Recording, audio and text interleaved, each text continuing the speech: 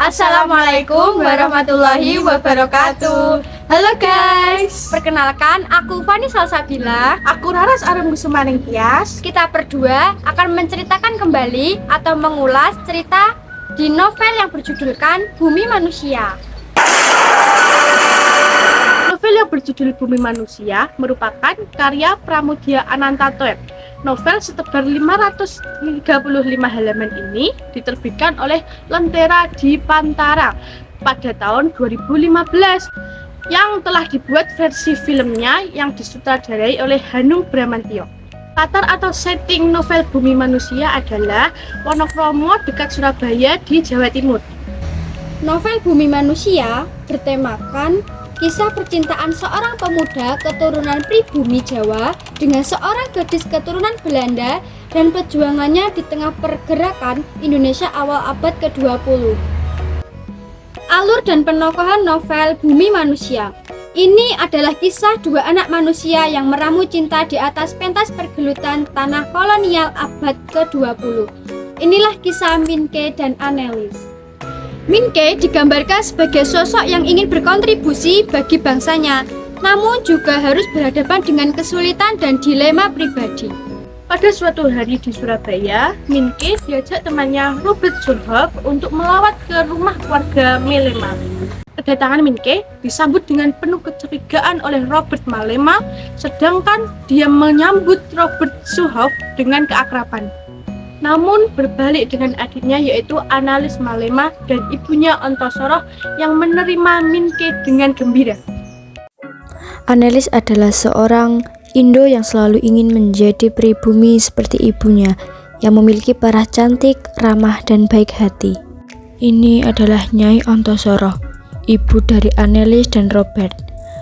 Perempuan tangguh, mandiri, tegas yang menjadi simbol perempuan tangguh dalam menghadapi ketidakadilan. Minke mulai menjalin hubungan dengan Annelies walaupun Annelies belum terbiasa dengan Minke. Saat keluarga Malema sedang makan malam, datanglah seorang laki-laki dengan menaiki kudanya, yaitu Herman Malema, ayah dari Annelies dan Robert. Adalah seorang Belanda yang awalnya pekerja keras dan sayang kepada keluarganya dan akhirnya menjadi seorang pemabuk, pemalas, dan kasar karena masa lalunya yang sudah diketahui oleh anak dari istri pertama di Belanda yang masih menjadi istri sahnya. Keesokan harinya, Minke yang saat itu bersekolah di HBS berhayal Ontosoroh menghampirinya ketika Magda Peters menerangkan pelajaran, sehingga Magda menyadarkan Minke yang diikuti dengan tertawaan kawan-kawannya termasuk Surhoff. Keesokan harinya, Annelies menceritakan kehidupan ibunya, Sanikem, yang kemudian mengganti namanya menjadi Ontosoroh. Minke terilhami dan menulis artikel di koran Surabaya dengan nama samaran Max Tolener. Malam harinya, Minke tiba-tiba ditangkap polisi karena tulisannya tempo hari yang lalu. Saat malam itu juga, Minke dibawa oleh pihak kepolisian. Saat perjalanan di kereta, Minke dibuat bingung mengapa dirinya ditangkap. Sampainya di sana, Minke bertemu pesuruh bupati untuk mengarahkan Minke di sana. Minke akhirnya kembali ke rumah dan disambut dengan kemarahan ayahnya karena berhubungan dengan Annelies. Hubungan ini dinilai ayahnya meninggalkan budaya dan tradisi Jawa. Keesokan harinya di siang hari adalah pesta pengangkatan Romo Minke menjadi seorang bupati. Dan di saat itu juga Minke disuruh Romo untuk menjadi penerjemah.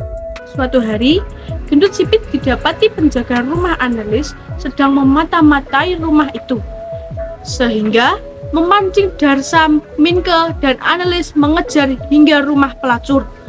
Di sana, Darsa menemukan Herman yang tewas karena keracunan dan Maiko melarikan diri.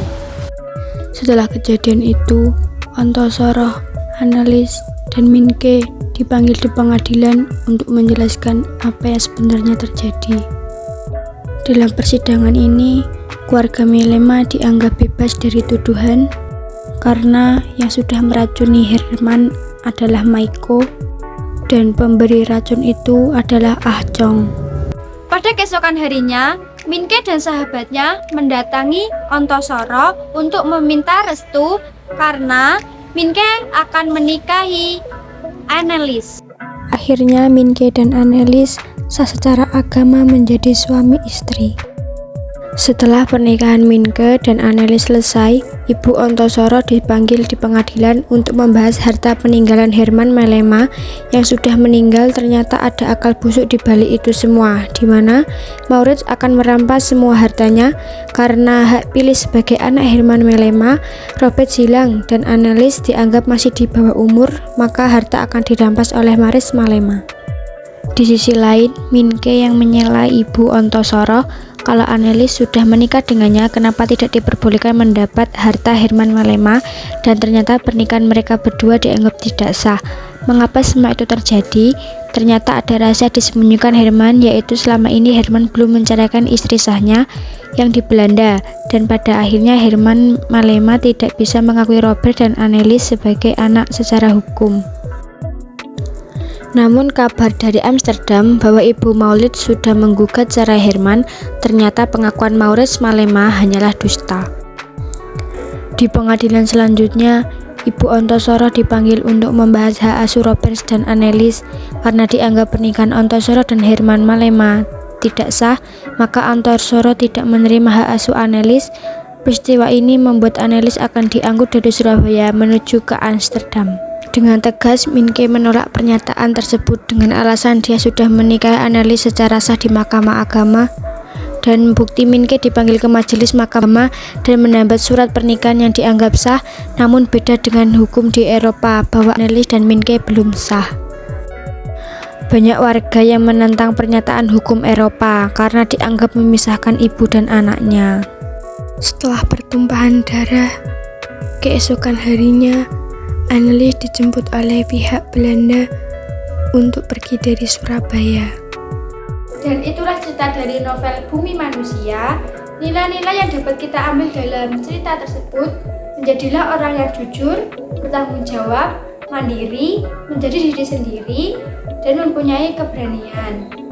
Sudut pandang orang pertama, aku sebagai tokoh utama. Dan amanat yang dapat kita petik dari cerita tersebut adalah cerita tersebut memperlihatkan keberanian dan keteguhan hati dalam menghadapi ketidakadilan dan penindasan, dan juga mengajak para pembaca untuk merenung, berpikir, dan menghargai perjuangan yang telah dilakukan oleh para pendahulu. Oke teman-teman, sekian dari kami. Terima kasih telah menonton video kami dari awal sampai akhir. Sampai berjumpa lagi. See you next time.